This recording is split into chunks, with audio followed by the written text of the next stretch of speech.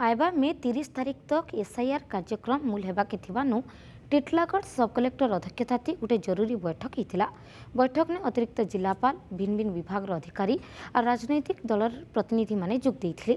भारत निर्वाचन कमिशन तरफ एसआईआर संपर्कित कार्यसूची जारी करा जाइथिबार बाबदे अतिरिक्त जिलापाल उपस्थित समस्त को सूचना देइथिले।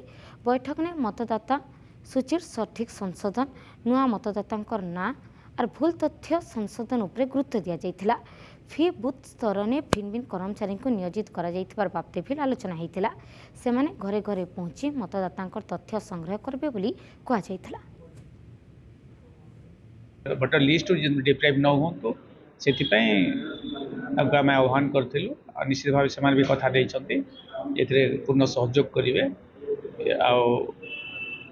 जो इनएलिजिबल भोटर गुड़ाक भी अच्छा केमी बाद देवा तार उपर भी आम ब्रीफिंग करूँ।